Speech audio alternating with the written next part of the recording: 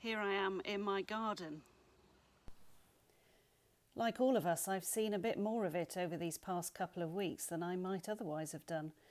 Seemingly unaware of the crisis that's befallen the rest of our normal life, all over, shoots are springing up out of the earth, bringing with them the promise of new life and growth. Here in my greenhouse, I've planted a load of beans about 10 days ago, but they haven't begun to sprout yet. Even now, though, I have faith that there, under the earth, something is going on, and I'll begin to see growth and fruitfulness very soon. And I look forward to a great crop of beans later on in the year. This is a very unusual and strange Easter for everyone.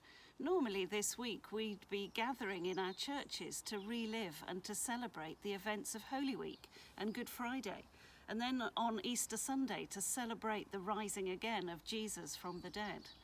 Well, we can't gather physically in the way that we normally would, as the restrictions that have been put in place to protect us from the spread of COVID-19 mean that we can't gather physically. But although our church buildings are closed and we're physically distanced from each other in our homes around Cumbria, the church continues to be alive and well and finding new ways to pray and to worship God together.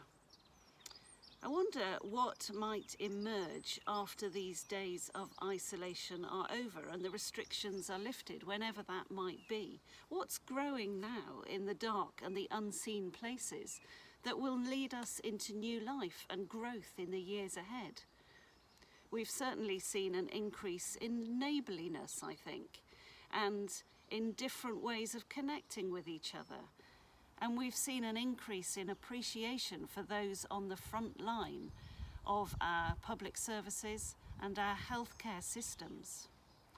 Wouldn't it be good if some of this love and appreciation and goodwill continued after these dark days are over? What kind of people will we be in Cumbria when we emerge?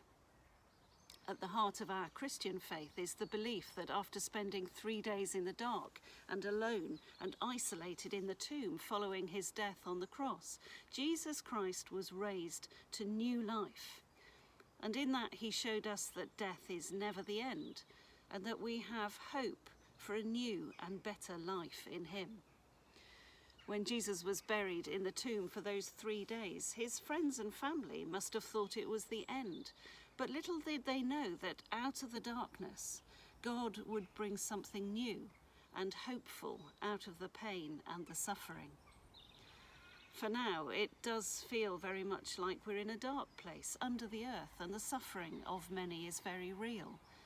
But this Easter, let's not lose sight of the hope that we have in the good news that Jesus Christ has defeated death, that he lived and died and rose again, bringing out of darkness and suffering peace and joy and life and hope.